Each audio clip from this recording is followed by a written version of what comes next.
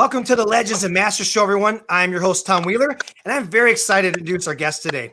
He is an awesome actor, writer, producer, and musician. Welcome the legendary Ryan Lambert, everybody. Hello. Yeah. The cameras, yeah, I got to figure this right left thing out. Somewhere in the vicinity there. Hello, thank you for so much. out there. Thank you so much for taking time to be on the show. I really do appreciate it. It's pretty amazing. I'm so busy. There's so much going on in Hollywood now. We're all just, out there making thousands of films and TV shows. Oh, it's brutal. In our apartments. Actually, I do see it's cool. Some people are doing what was that recent thing for Princess Bride, and a bunch of actors were like doing different little at home things. So I thought it was kind of neat. Very clever. That was funny. There's been a few good ones. I'm enjoying kind of the retro get-togethers on Zoom. Yes, they did Back to the Future. Oh, that was awesome. Yes, that was probably the best one. They did another film. I don't like it. It was called like The Goonies or something like that. I don't know. Oh, yeah. a bomber. It's people are being creative with it. Were you in a process of anything? I know you do music a lot as well, not just acting and things like that. Were you in the middle of stuff that had to close down for you, or? I was. We were getting ready to shoot a few things. I've got a production company. Okay. In Hollywood. Yeah. Few partners, and we were really trugging along. We were getting it was kind of fresh to us too. We decided to, make our own content. We were like, let's just forget that. Yeah. And let's do our own thing. Which awesome. DIY. But actually, we're all professionals. It's not like a lifelong dream. It's like we all know what we're doing, so let's just do it ourselves. So we had a few things ready to roll, ready to go, and kabam, Yeah, so this little thing going around here. We've sort of shifted ourselves into we're all writers too. So I'm like, well, now I have a shit ton of time to write that screenplay that I wanted to get at. I wrote a few shorts. Okay. So far, I'm like halfway through a screenplay. My partner Jacob wrote like a full screenplay. Wow, really? Out story. Oh, very cool. Fucking amazing. I'm like, he's like, read it at night in bed. I'm like, okay, I got it. Okay, I got it. And I did, and I was like, I wrote him the next day. And I was like, you scared the shit out of me. Which could be good or bad. Whatever I was going for. That's amazing. We're working on stuff. We have time, and we're but yeah, no definitive productions going on out there at the moment. Yeah. Did you find that sitting down? I mean, I know there's a shift for everybody. I'm usually at my martial arts school 7 days a week, all day. So being home the first month, there was an adjustment at home. Wait, go back. Martial arts studio. Yeah. Now yes. I'm turning this around. Let's do it. and as I do this, I just had cataract surgery during this crap, really? It was insane. So I have to wear these cheap ass readers until I get some progressive glasses. Yeah. But while you tell me about your nice. There we go. Now we're talking. Your dojo. Yes. The dojo. just a quick brief paragraph that we'll get back to. You got it, man. Well, I've been teaching Brazilian Jiu-Jitsu. I'm in Illinois, so I've been teaching Brazilian Jiu-Jitsu. We opened up 2014, and I teach Sambo as well, and also Judo. We do some wrestling. It's a lot of grappling side of things. And when this whole thing hit, obviously none of that's going to happen.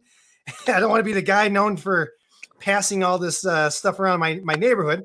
So and we you're one of the good ones. Yeah, there are people that kind of it's fake news, I guess, to them. But yeah, Yeah, I try to, be. That was the hardest part. When do I close? When I open? But yeah, Sure. for me, that's my life.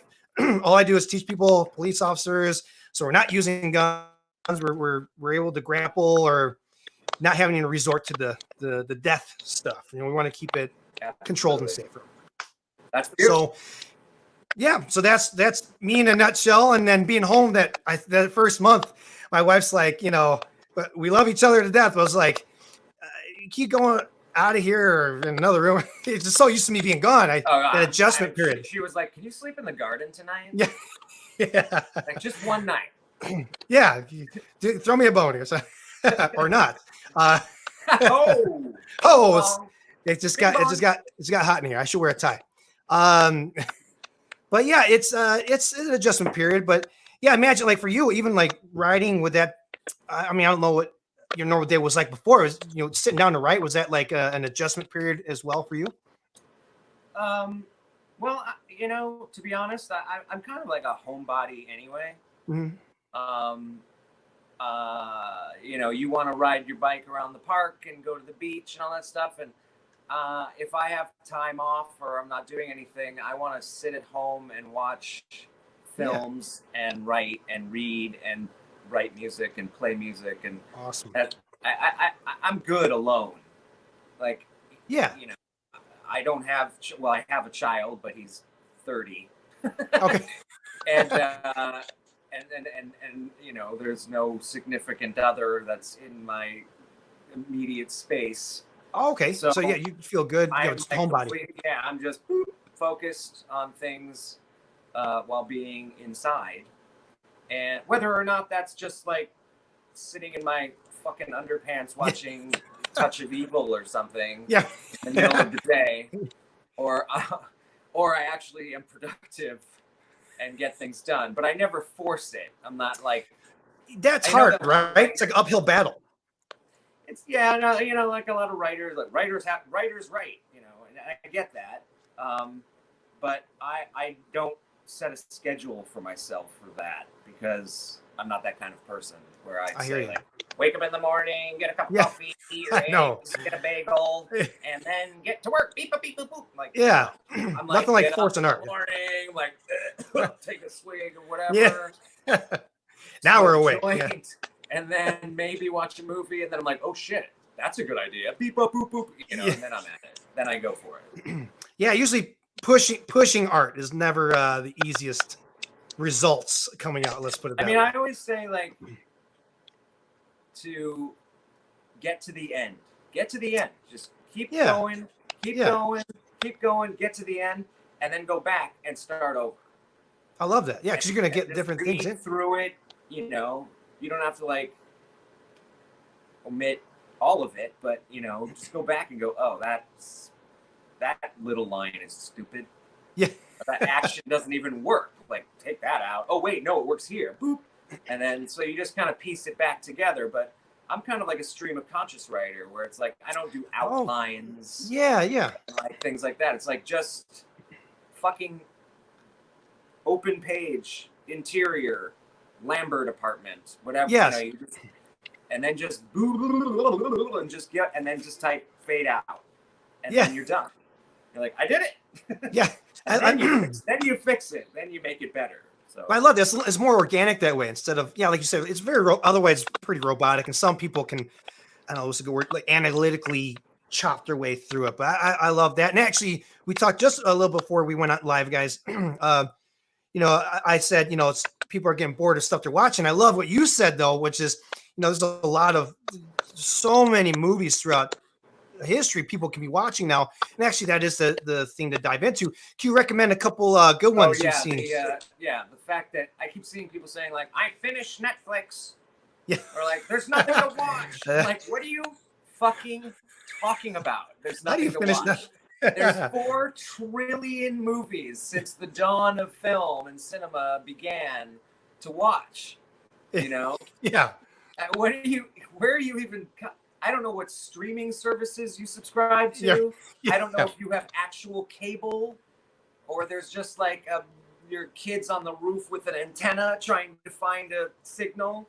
Like, you can always find absolutely anything to Oh, yeah. watch. For sure. And and people, I'm sure it has to do with taste. Like a lot of people are just like, I don't Right. like this. I don't like that Yeah. kind of movie. There's nothing for me new. Ugh. Yeah. And it's Oh, like, yeah, yeah. there's a ton of new content. It's coming out every day because those things people don't understand were shot so long ago. Yeah. Great movie on just popped up on Hulu with Adam Sandberg, Palm Springs. It's Okay. brilliant. It's hilarious. I was crying laughing at like 4 in the morning watching this thing. So don't tell me there's nothing on. That makes so much sense. Special that pops up every fucking night. Great point. Great point. Yeah, it doesn't have to just be like brand spanking new. Everything's new if you haven't seen it. So, right. I always like the other thing we were talking about. I remember referencing our conversation before this was not just nothing to watch, but when you're talking to anyone that kind of like wants to do movie business people stuff. Yeah. They always ask me like, how do you do, like, what should I do? Like, what classes should I take? Oh, that's a great point. Yeah, go ahead. And I was like, I always say, there's lessons to be learned in certain methods of acting. It's tools.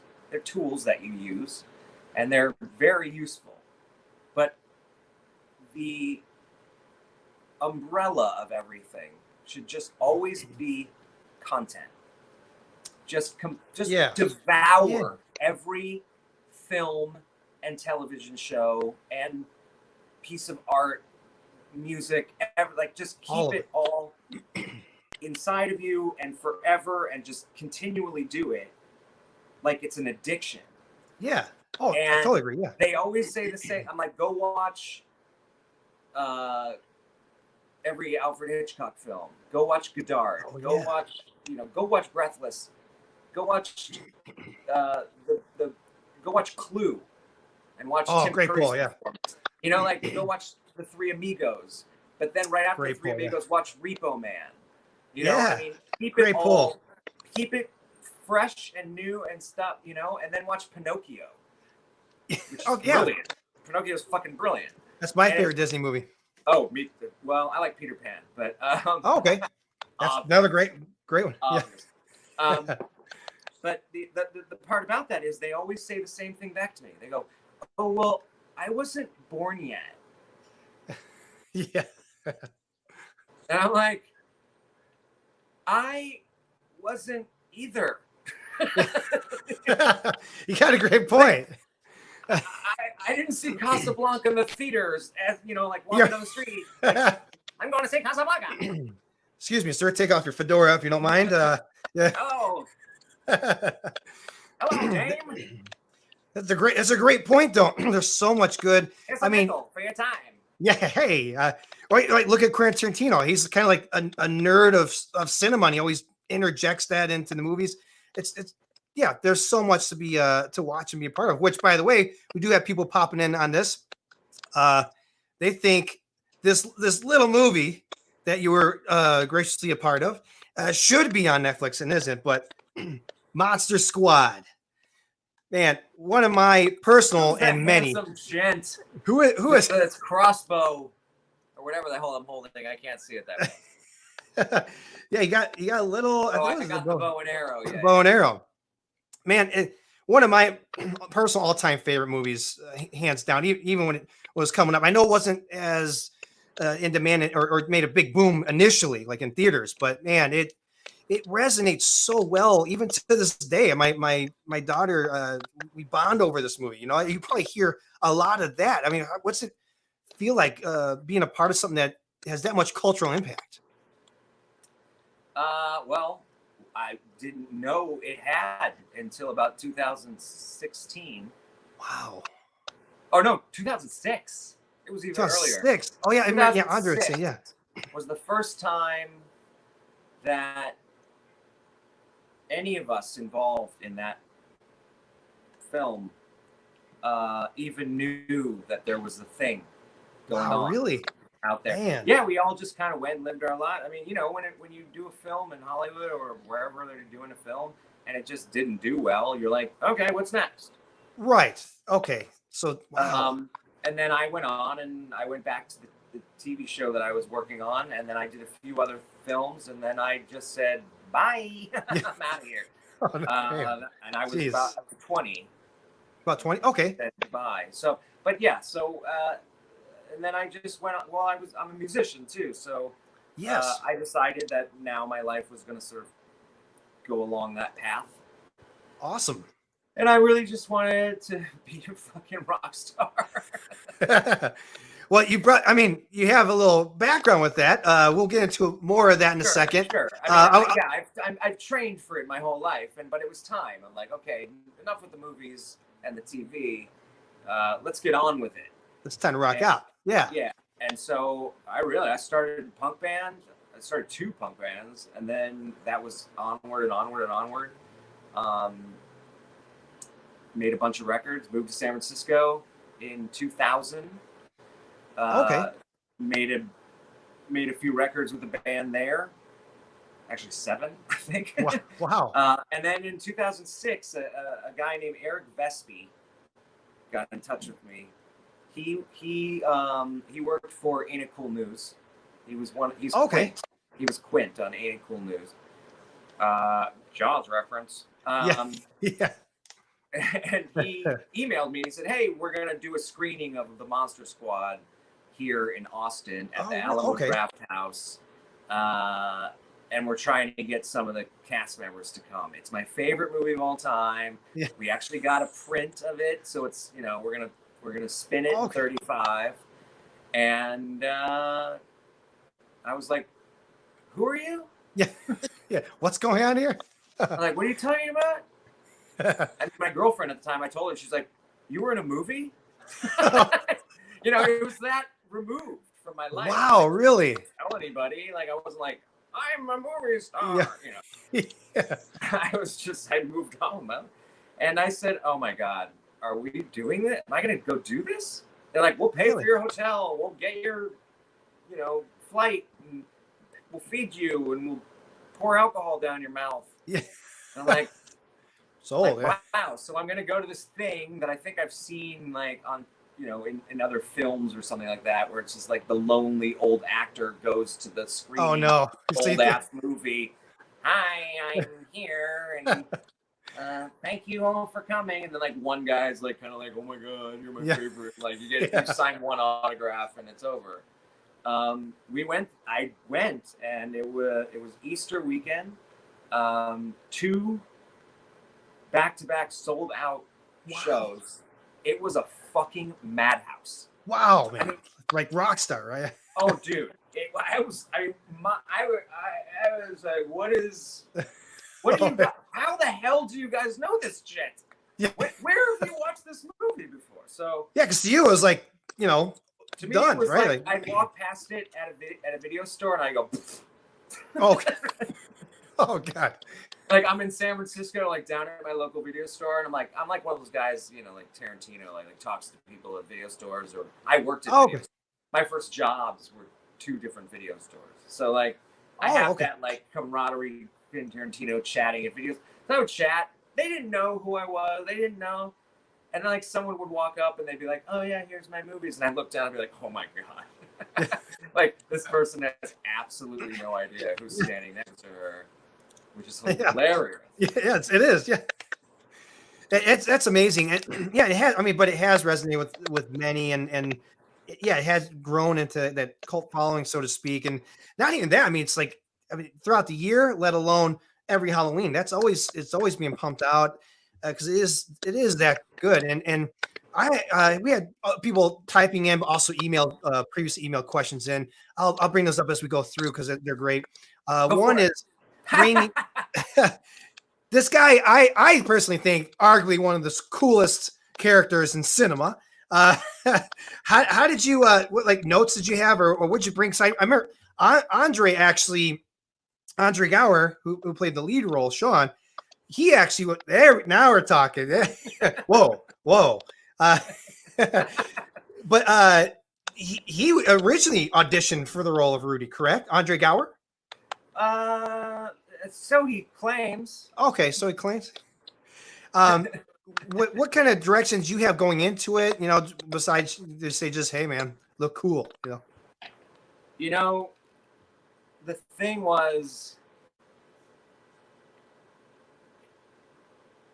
I walked into that audition almost in the wardrobe that you see in the film. Wow, really? Yeah, my hair looked exactly the same. I was wearing the Ray-Bans. I don't think I had a leather jacket on, but maybe I was wearing like a jean jacket. Yeah. And I had the jeans on and the white t-shirt, and I mean that's just what it said in the script. Yeah. Okay. Okay. And I already kind of looked like that. Yeah.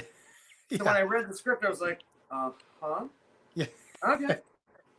Like, yeah. And I just kind of, I guess I strutted in or whatever. But the first thing I said, I looked at Shane Black, and he had a pack of marbles hanging out of his pocket. Okay. I said, mind if I grab one of those?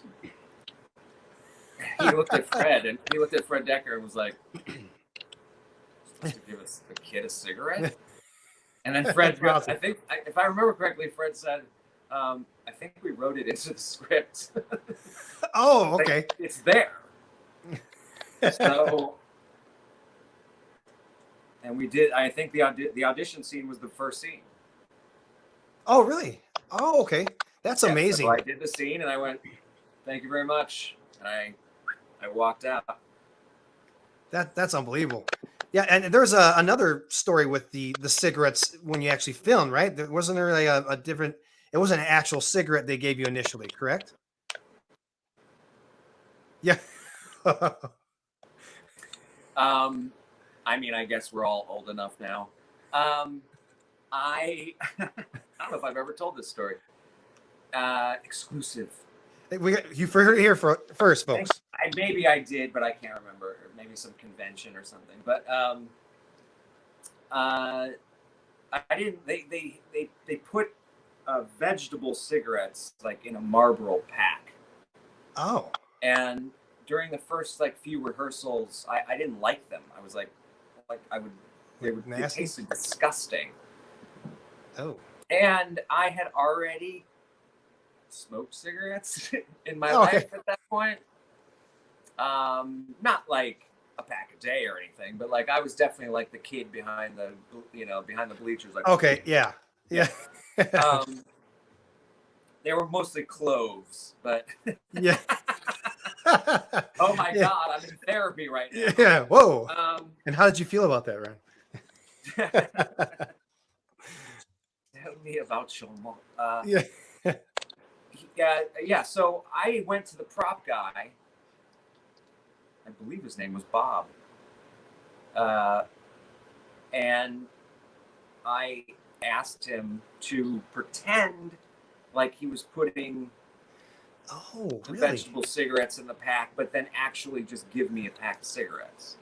Go method. Totally method on this. So I am actually smoking in that movie. Like that's me smoking cigarettes. It's probably weird doing it, with the vegetable way. I would imagine. Yeah, like you said, it tasted horrible. They were disgusting. I mean, I know that they smoke. I mean, that's the industry standard. Like on Mad Men, they're all smoking vegetable cigarettes.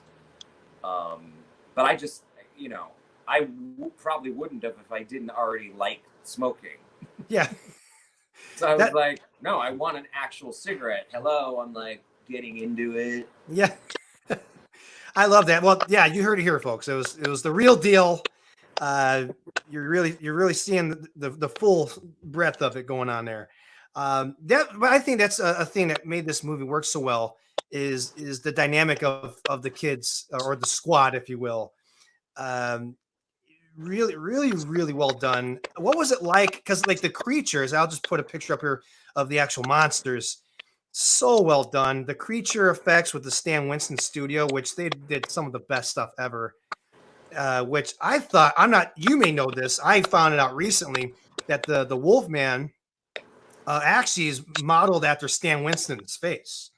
Yeah. I thought, you can see it now, but I thought it was pretty interesting. Yeah, get your reading glasses.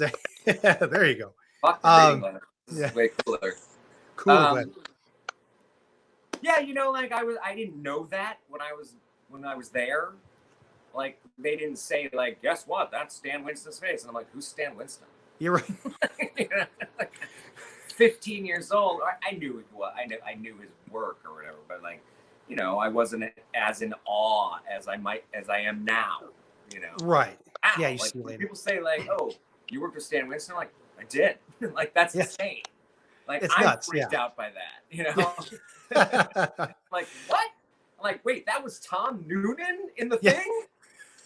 Like I've been watching that guy for years. I worked with him like really closely. I never even met that guy. What was it like on set? We had actually someone emailed in and like they want to know exactly, you know, because it was so amazing the way they did the creatures themselves. I mean, just the artistry that went into it was a character of its own. Well, you know, I can say that they didn't really let us see them out of character. When we were in scenes with Tom, he did not speak to us in any other way than Frankenstein's monster. Really? No, not even a little bit. Like there was a scene when we're in the clubhouse, and they didn't need the rest of the kids. They just needed me because they were just going to do an over-the-shoulder shot. Gotcha. And that clubhouse was pretty compact. It was a small set. Oh man! And you know, I was sitting on the steps or something like that, and you know, the crew is just doing their thing, lighting, everything, camera work, setting up shots, and him and I were just sitting across from each other. Oh, that'd be awkward. You're basically talking to this guy the whole time. But that was the first time that I realized that was what he was doing, because I was like, "Hey, what's up?" Oh man! A couple actors in this small little space, and we're just waiting for everything to happen. I don't even have any lines. Like I'm just sitting here for your reaction shot or something. And you know, he just looked at me and went, and I was like, "Oh, so that's how it is." Oh man! Gotcha. So I'll just sit here staring at this dumb dog eating peanut butter. Yeah. That's hilarious. I mean, you laugh about it now, but at the time you had to be like, dog had to be in the shot too. So yeah, someone throw me a boner. Situation, but welcome to Hollywood. Yeah. I mean, they really did. I mean, especially, I mean, all the creatures are amazing in there. I particularly thought the Gill Man or Creature Black Lagoon really is what they call him, the Gill Man, and I mean, fantastic work. The mommy, everything in here was just top notch. Actually, one of the funniest scenes was, I thought this was hilarious. It's like, yeah, there's no monster in there. Just like, really? Yeah, it's a great gag. Funny. You know what? Great. Michael was the only one who sort of hung out with us. The mummy. Yeah. Okay.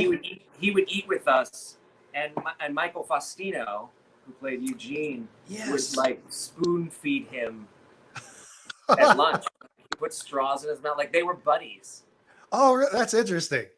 Breaking that, like, fourth wall of he's supposed to be terrified of him, but they were actually really close. There's another scene like I did not feed the mummy. I was hanging out with Lisa Fuller off camera. There you go. Well, there's a couple. Sorry, trying to hang out with you. There's a bunch of things in there, like as far as the character Phoebe, when she the hero of the movie, the hero of the movie, star of the movie, comes up with this scene in particular. She had no clue this was coming, right? To my understanding, no clue he was gonna. Man, I mean, what a bastard, right? Just, you bitch. I mean, that everybody wanted he really had to be a bad guy, right? They made him like really a good Dracula. I mean, there's a few things that I could say about that particular scenario. Is one, man, did they get the reaction they wanted out of her? Yeah, that's a real scream, right? Oh no, I very vividly remember standing right there while that happened. I was off to the side. I was off camera, obviously, and I watched her. They like raised her up on like a platform while he was holding on to her. Yeah. And I believe Fred. And you know what? This is all in the new documentary that's about to come out. So I don't know if I want to give too much away about the making of stuff because Andre Gower actually made a brilliant documentary with. We can say it now because we're going to bring it up anyways. His name's Henry McComas, and like it's beyond anything you could possibly imagine. Yes, Wolfman's Got Arms. It is absolutely beyond anything that you could possibly imagine a documentary being. Wow. That is about a beloved cult film. It really doesn't have a lot to do with the making of the film. Well, say that for the DVD or Blu-ray extras or whatever. Whatever that is. Who cares with the making of the film? This is about the documentary is about the cult, the fans of it.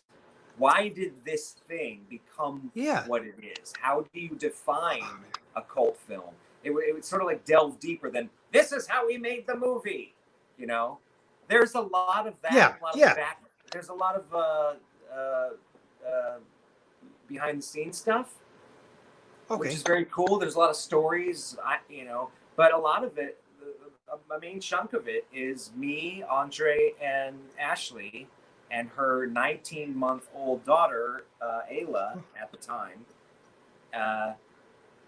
traveling the country, showing the Monster Squad. Oh, amazing. At Alamo Draft Houses.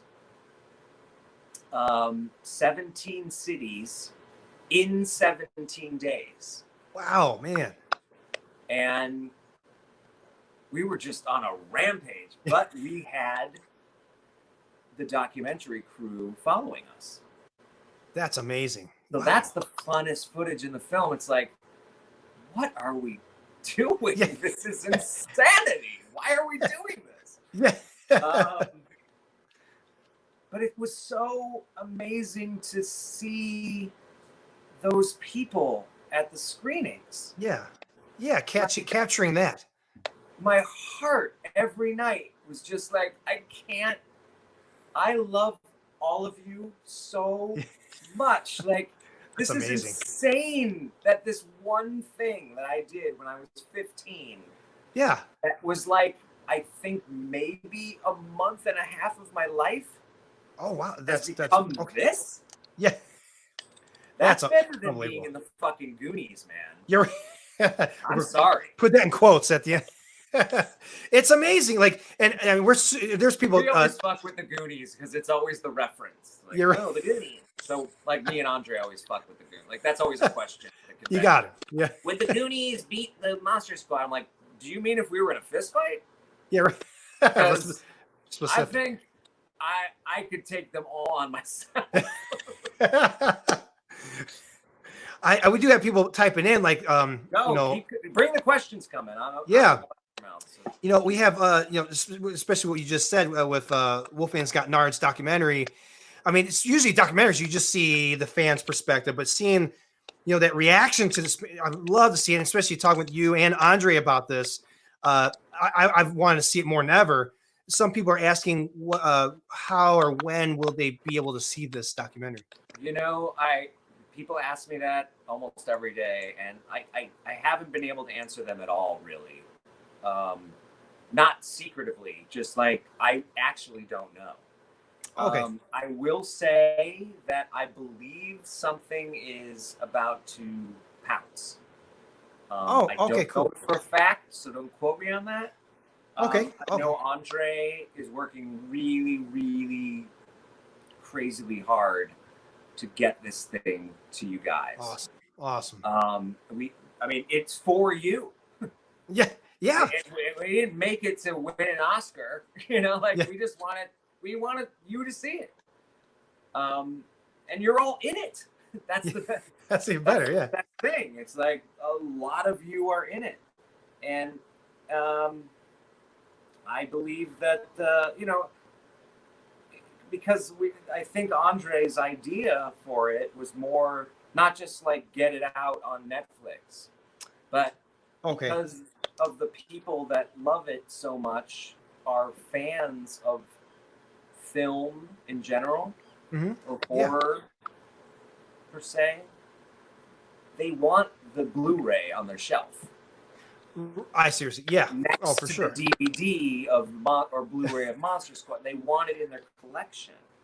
So that's kind of hard to do with certain distributors. You know, they're like, let's just throw it on Netflix. They're like, no, we need the thing.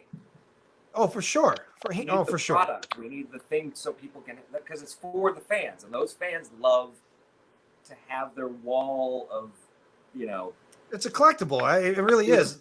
Yeah, so for sure. That's what I think he was kind of holding out for something. Which is much appreciated. I mean, you guys are really awesome to your fans. I mean, I've seen you at there was a Wizard World Chicago Comic-Con. I think you guys just left for lunch. I was like, damn it. But hey, next best thing. We get to talk here. I always ran off to, maybe I wasn't even at lunch. I always ran off to the green room to see if Gillian Anderson was there. There we go. But the other thing, people are commenting on here, and actually we talked a little bit about this with Andre before. They want to know if there's any thought or talk of a possible sequel to Monster Squad. That's a popular thing that's popping up. I know Andre said he has something on his computer, or maybe even if there isn't, what thoughts would you have about where it could go, or something of that nature, I guess? I think it's one of those things that could, like, it's so in a universe. It's so placed in a universe where there are too many possibilities. You really could. Yeah, you can go. I mean, there is no definitive thing that you need to do with this. It's not terms of endearment. What happened the next day? Yeah. I mean, this is like, first of all, it's Universal Monsters. So I think you should stick with that. For sure. So I think if even Dracula could come back, fine. But throw in The Bride of Frankenstein, which is my favorite Universal horror film of all time. Is it? Okay. Oh, I was going to ask. Bride of Frankenstein is it's a David Lynch movie. It's insane. Yeah. I love it. Frank, oh my God. James, oh my God. Anyway. Invisible Man. Yes, they haven't opera. I mean, there's so many weird things that can happen with it. You got a lot to pull from. What about Godzilla? And I'm like, Godzilla? Like, that's not part of the universe. Like, stick with the thing. Within. And then the one idea that I think Andre came up with, I don't know, maybe I shouldn't give it away, was no, if you don't have to, but yeah, such a great film. It was Son of Dracula. Okay. So let's. I remember Andre was talking about, like, he would like to see maybe it turn into like passing the torch down to like still the Monster Squad, but pass the torch down to kind of like not to compare, but it was almost like what they did with the Karate Kid TV series. Like there's you got the main cast, but so he was kind of going that route with it. Obviously, got to be in there somewhere. Yeah, because they're just natural growing up with it. Yeah. Yeah, Rudy and Patrick's sister are married, living in the suburbs, and they have 3 kids. There we go. And Rudy's like an accountant, and he wears like a suit and tie, and he's totally a different guy now. He doesn't deal with any of that shit. Doesn't want to remember it. Doesn't care. He's got like 3 I could see daughters. That. And then like Sean, who's like the head of the whatever town we lived in, PD, has to like come and like round us up. I totally coincided. That'd be perfect because his dad was a cop and everything. That sounds awesome. Yeah. I mean, it could be a movie, or it could even. I mean, they're doing TV so well now. I mean, it could be. Yeah, sky's the limit with this for sure. Go write it. Yeah, I'll get back to you. Anybody watching, get cranking on. You know, then Rudy like kind of like says no, I'm not into it, and then he says, "Fuck it, let's do it." And the fucking garage door opens up. There's like an arsenal, and then his daughter comes out in a leather jacket and like a fucking bow and arrow, and goes, "Let's fucking do this. Let's go." Hey, I'd watch it. I watch the shit out of it, even if I wasn't in it. I'd be like, yeah, I got it. I guess I have to. But I love that. You could totally see that's his character. Hey, now we got the full effect. Perfect. But you could totally see him doing that. And they'd just be totally reluctant, like, that we're done with this shit. And then coming back to fruition. On. Like, he doesn't it's just because he wore a leather jacket and was like, you know. The thing about all that is that, you know, not that I really went too deep when I was young, but the first thing that happened when I went on that set to do wardrobe was the wardrobe lady put a bunch of leather jackets on me. She kept putting leather jackets on me. Okay. This one, I was like, yeah, I like this one or whatever. And then she put one on me, and I was like, and she said, "Oh, that's the one. That's it. That's it." And I was like, I don't know, this doesn't feel like something I'd wear. Oh, interesting. She looked at me and she was, "You're not playing you." And I was like, oh my God. Kaboof. Yeah. Like, my mind is, I was like, oh my God, I'm an actor now. Like, now I get it finally after all these years. And so then I started like kind of rumbling through all that. Like, why does he do this? Why does he dress like this? Why is he a fucking 15-year-old kid playing around before all even the monster shit happens? Like, why does he even want to be in this goddamn club? Right. Yeah, that gives you all that going into. Oh, that's amazing. That totally different going. Home? Phoebe has a great throwaway line that off camera, like, "I heard he killed his dad." Like, no one knows who he is. It's true. I guarantee you, he's a sad, lonely boy that just wants to make friends with people. It's not badass. Yeah. Fucking, he just wants to something. Please, God, anything. I've watched a few monster movies. Now I kind of know stuff. Yeah. That's amazing getting that insight on. That's the other reason why I love doing these interviews is you hear interesting stories like that, like besides just what you got on camera. That is amazing for people checking this out. I do have some people have even earlier on brought up, I didn't want to segue. We're on a roll with Monster Squad. And we're going to go into Kids Incorporated. Oh shit. We just derailed. No. I did not know. I didn't ever put two and two together that you were in that. I remember watching that. My sister and I would watch. I always liked how there was tons of performances and things like that. How did you even get involved in that? And you got singing chops, man, for sure. Thank you. Yeah. Man, that's a long story. Okay. The hard-hitting questions. I mean, I could try to, shrink it. Kids Inc. I was always sort of like a performer kid. Oh, okay. Very younger, before Kids Inc. I was the kid that charged a nickel to come watch me and my friends in my bedroom dressed as Kiss. Okay. With tennis rackets. Just always a performer. Pots and pans playing, Kiss Destroyer for our friends and families. That's awesome. And like I would recruit like some other kid from the neighborhood, like ticket taker, but it was my bedroom. 5 cents, please. Sorry. That kind of segued into chorus at school. Oh, okay. And then that segued into productions at school. Oh, interesting. Okay. And then that actually segued into an after-school thing that I did. It had nothing to do with school, but it was called Bill Edwards On Stage Kids. It was in Simi Valley, California. And Bill, who I consider my mentor, he taught me how to be on stage.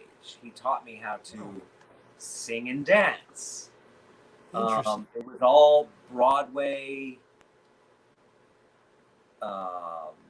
You know, I'm like 11 years old going, there is nothing like a dame, nothing in the whole world. Yeah. There is nothing you could name that is anything like a dame. And like, you know, like I got the top hat on, you know. Yeah. And he taught me how to not be scared to get out there. Like you're on the side of the stage, you're waiting, and 1, 2, 3, 4, you know. You just go. And Awesome. So I was really in love with it. Nothing ever scared me. I was very like proud to be doing it. Yeah. And then this audition came up. It was the very first thing I ever auditioned for. Really? Yeah, we heard about it. Well, there was a few more steps, but that's not important. Yeah. I went to audition. It was a cattle call at a church on Highland and Franklin in Los Angeles for a TV show. They were going to replace one of the members of this TV show. And I went and I just stood in line with my mom. Yeah. And you had to have a tape with you. Oh, really?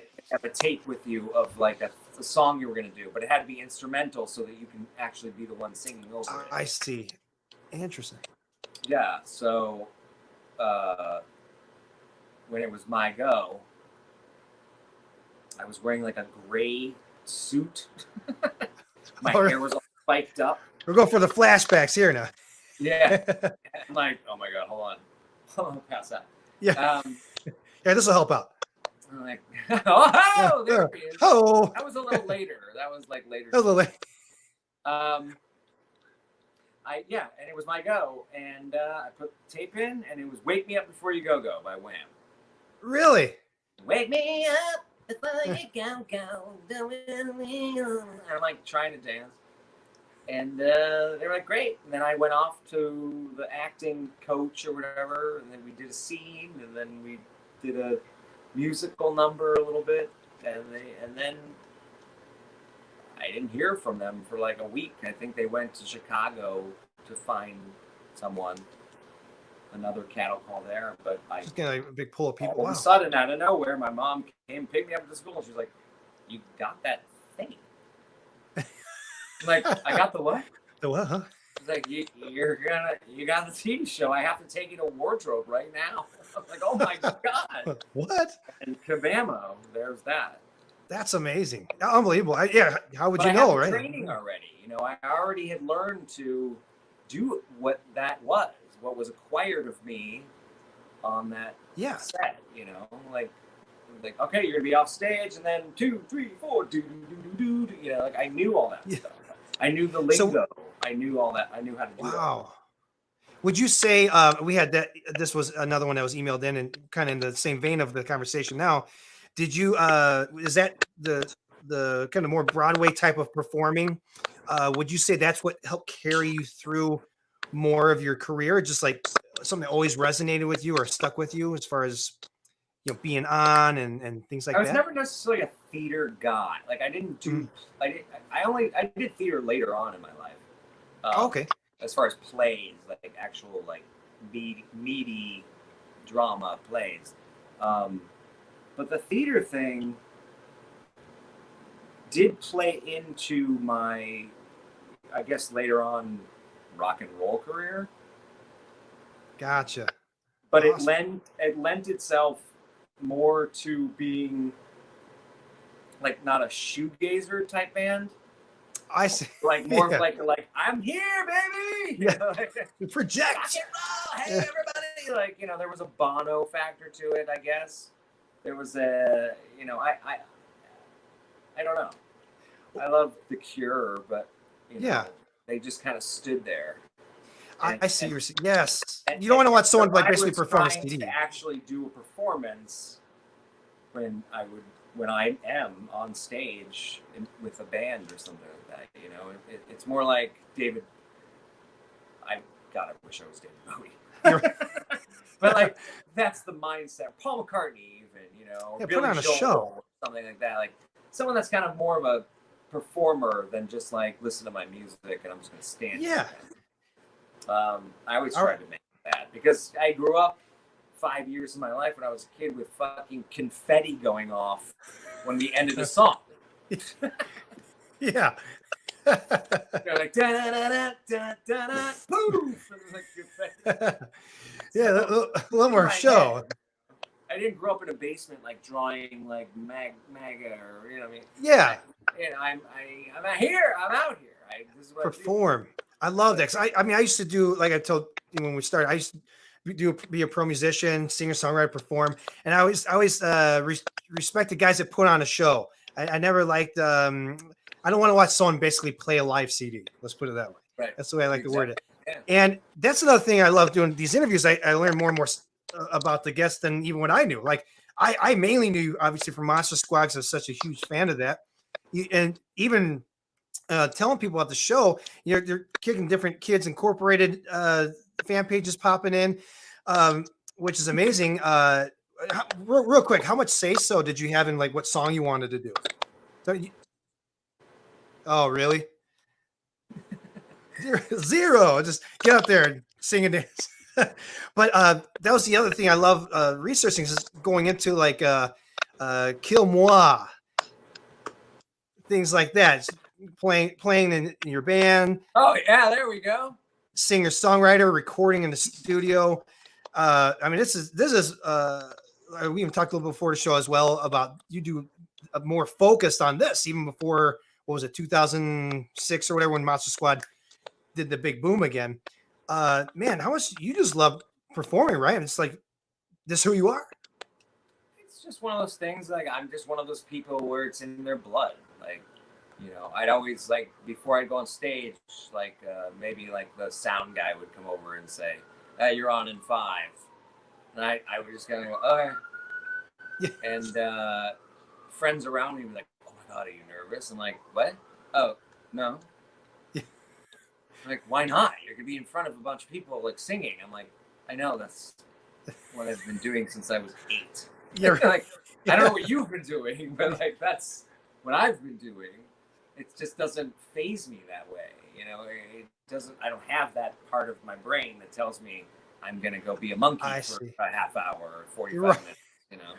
Yeah. Like, I just love doing it myself, and I try to give it my all, and I try to be myself. And what else can I do? You know, it's just kind of my trade. Yeah. You know, I don't. I mean, if someone asked me to fix their plumbing, I'd be like, yeah. I don't know. I could read a book. Yeah. Yeah. Maybe I can help. I don't know. Right. I'm not even saying it's the greatest trade. I think it's a tragic lifestyle sometimes, you know. Oh yeah, I hear what you're saying. Yeah. I don't know. It's just kind of what I am. Who are some of your biggest music influences concerning like your singing? Oh no, these questions. Oh no, we got. What's your favorite movie? I don't I know. know. Like, yeah. Do you have an hour? It's just so much that goes into it. It's like too much, right? My influences early on were so my father is an aficionado of 50s, 60s, and early 70s rock and soul. Wow. Like, he knows who played, like, tambourine on a Turtles song B-side. Wow. It's pretty impressive. It's, like, super savant. You're like, what? Yeah. Like, I've been in a band for 15 years at, like, when he said something, and I was like, I don't even know that, you know. You're not even a musician. Yeah. Let's put that out there. For everything. So when we were young, you know, I grew up in California. Mm-hmm. We'd go to the beach on the weekends, down the PCH. This is the 70s. So we're in my father's like convertible Jensen Healy. My brother and I are in the back seat. Our wind's blowing through our hair, and like the sun is shining. The fucking water's over here. The glare of, you know, if you were filming it, there'd be like that cool 70s sun glare. Yeah. And like, boom, 8-track Fleetwood Mac. Yeah. Linda Ronstadt. You know, like I heard it all, and he would just school us on music. I remember one time I was in my room listening to like the Grease soundtrack or some shit with giant headphones on, like the coil going to my record player. Yeah. And he walked in, and he took the record off, went like this, smacked it over his knee. What? Put on Dark Side of the Moon. Really? Side A, song 1, headphones on, me in bed, close the curtains, turn out the lights. I'll be back for side B. So I'm like in bed, like this freaking like 9-year-old kid. Yeah. Listening to Dark Side of the Moon. Like, this is the thing. So, you know, influences. You know, that's how it. You know, if my dad was a woodworker, I'd be building canoes right now. I don't know. Right. You how often, you know, before all this craziness with the pandemic, how often would you play? Would you play quite often, live shows? Well, I kind of no, because I moved back to LA. Oh, okay. And sort of left my band. Well, we kind of broke up in San Francisco. Gotcha. And I moved back to LA to kind of get back into film and television. So awesome. That's kind of what my focus has been here. Although I always write music. I mean, that's just look in the background, right? It's part of your being, right?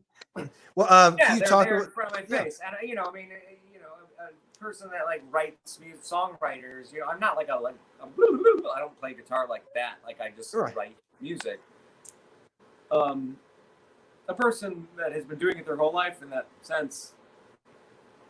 You even when you're watching a film, there's a guitar in your hand. You're just twiddling on it, or you know, not necessarily writing, but it just you like holding it in your hand and having it. And then like sometimes you're like, oh wait, hold on, boop, mute the movie. You're like, oh that was work. Oh great. And then the lights are out, candles are going, and you're drunk.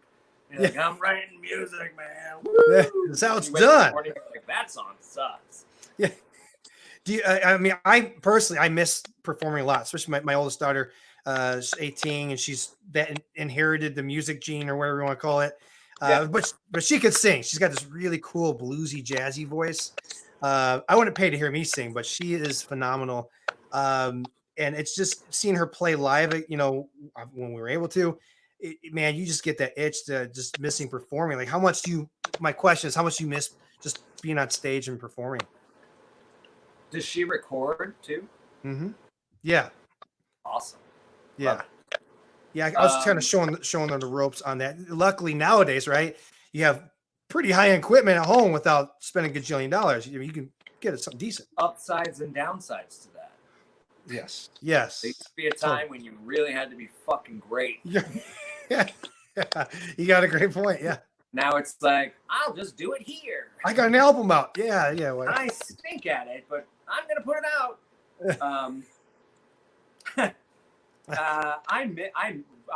I miss being on stage so much. It's so hard, and I haven't. It has nothing to do with the pandemic. It's just like I haven't done it in a long time. The great thing is that my band in San Francisco,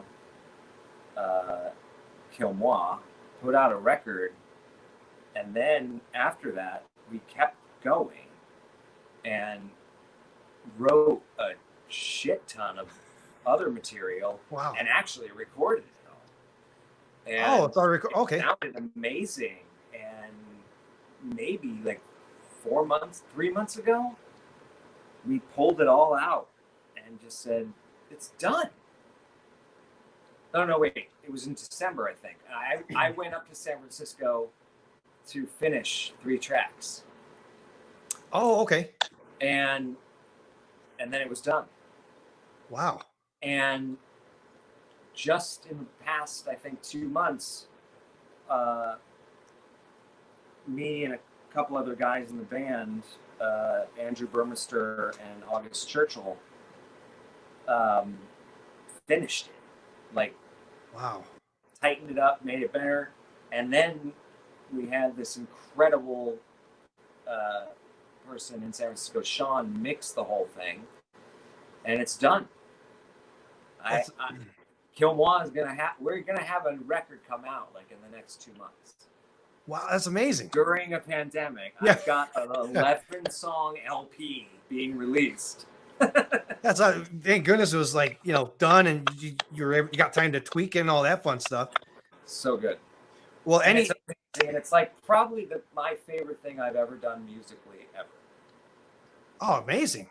I'd love to hear it. I heard some of the stuff. That's the other thing. Like I said, I love researching people for the show, and yeah, you have a great vibe to your music.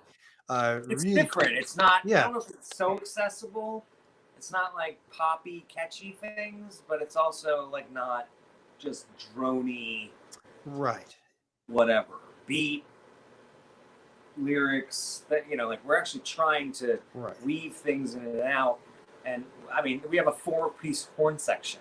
I know that was another cool thing about it. Like, I was like, I want to do a band that has 4, like, just, you know, band dudes, women in it, and then, but also over there is like a 4-piece horn section. You're right. And they were like, oh, okay. And I was like, yeah, like Paul McCartney solo, Wings. Yeah. Like, let's do this. Like, but like do it on like an Elvis Costello level where it's like still can be kind of badass. Yeah, accessible that way as well. Yeah, it's amazing. I'll pop this up too so people can see it. And if there's if other things you want to direct people towards as well, just feel free to shout it out. But number one, you're on Cameo, which is an amazing service and app. Instagram, Facebook for Kill Moi. Definitely check out the IMDb page. But is there anything else you want to direct people towards on here? I don't think I mean, you so. got the. I have a Patreon kind of like Patreon thing. Okay, what's that? It's patreon.com/ Kill Ryan. Okay. Got it. Sort of a play on Kill Moi, but so I haven't been keeping it up too much, but you know, as followers come in, I've been doing a little more on it, and like I do like covers of shit that they ask for. Oh, cool. Which is really ridiculous because I just look at the sheet music and I'm like, how do you do this? Yeah. Oh no. I have to know the song. It can't just be something random. I do like movie reviews sometimes, and sometimes I just chat and say, it's 3 a.m. How's everyone doing? I hope you're all safe. That's awesome. Again, like you're amazing with your fans. That's the other thing I really love about you. Why wouldn't you be? You got to be amazing with your fans. It's a good point. It's ridiculous not to be. But there are right like on this level where it's not like, you know, I'm not fucking Tom Cruise. Yeah. You're being more approachable for them. Let me see. There's a couple of things popped in. Kill people. Any other questions from people out there? Yeah, a bunch of people are saying. Well, there's some comments here on people. They love the Kill Moi music. Book Squad. A book squad. Yeah, we were doing a book squad for a while. Did a lot of Stephen King. That's awesome. I guess I should also, I like to put in there, you know, check out www.thesquaddoc.com. Check out Wolfman's Got Nards. There's some good things on there about it. And yeah, and me and a lot of people on here and I know are chomping at the bit for that, because even the trailer for it is it's exciting to see that. It's very special. I mean, the first time I saw it, I was in tears. I'm like, I didn't know that you were making that. Like, I was there, and I didn't know that you guys were doing this. It's very narrative. Like, it actually has like kind of a through line, and some of the stories, I mean, especially about Brent, really got to me. So it's a special thing. It isn't like, you know, you watch the making of Back to the Future. You're like, yeah, okay, so that's how they made Back to the Future. This is not about that. This has nothing to do with that. That's amazing. There's a couple more popping in here. Some people can't wait to hear the new album, and they've been listening to your music since LFO. That's awesome. Thank you. Yeah, more people blowing up the doc that have seen it. I definitely I can't wait to see. I'm getting like almost jealous at this point. This has been amazing. I just want to thank you again for being on the show and just getting to know you and yeah, from what I know of you leading up to this, and just super awesome with your fans. You've always been a like down to earth guy and amazing work, of course. Love to see you more. Kind of leaving off here with it. What kind of future, once things reopen, you talked a little bit like releasing the new album. Any other projects? You talk about any acting you can talk about, movies, things like that coming up. Like I said, we have a lot of projects in the works, but we're not allowed to shoot them yet. Oh man. I have a production company with two of my buddies, my partners, Jacob and Joe, and called Night Moves. Nice. And cool. We have working on the night movie. Maybe that's a cover. I'll do that cover on Patreon. Hey, there you go. We've got a lot of screenplays, like just piling up. Awesome. And so we want to, eventually we're gonna throw those out and try to get those made. I've written a pilot for a TV show that I've been trying to get off the ground. Oh, very cool. Time in San Francisco. I worked at a school for 8 years. Really? But I was also like in a band. So it's kind of this weird dynamic of that lifestyle. That thing's called private school. That's awesome. Good idea. I've acquired a wonderful children's graphic novel. Really? Called a horror called Pizza Tree. That I just want to see it be a movie, even if I don't make it. I just want to see it be a movie. It was written by a father and son team, and they just did this thing, and he handed it to me one day at a convention, and I was like, okay, I'll read it. And then I went home and I was like, oh my God, this is a fucking movie.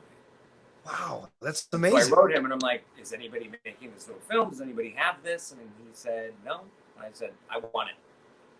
That's awesome. I've been trying to sort of put those pieces together, and it's been obviously it's a struggle now, but it is a huge adventure story. It's very almost Spielbergian, so it can't just be done by a small crew. You can't. I see. Like, this is a big thing, and I really want to make it really good, and I want to get the right people to make it and write it. So instead of just throw it out there, right? Yeah, do a really full production and everything. You can go buy the book on Amazon. It's called Pizza Tree. Pizza Tree. Okay, everybody check that out. Pizza Tree. It's so fucking funny. It's hilarious and very clever. And the father and son team that made it are incredible people. That sounds awesome. Lots to look forward to, man. Well, again, I want to thank you for being on the show and taking time to be here. Everybody was chiming in and had a blast. Other than that, man, I'll throw it here one more time. Everybody go check them out here. These, Cameo, Instagram, Facebook, IMDb, which is always like a tongue twister to say. IMDb. Thank you so much, sir, for joining us. And until the next one, everybody. Thanks for listening, everyone. Hope you all enjoyed the show. For more great interviews and content, subscribe to our YouTube channel, Legends and Master Show. Also, follow us on Instagram, Facebook, and Twitter. Be sure to go to our website, www.legendsandmastershow.com, and join our email list for all upcoming shows, events, and articles. See you on the next one.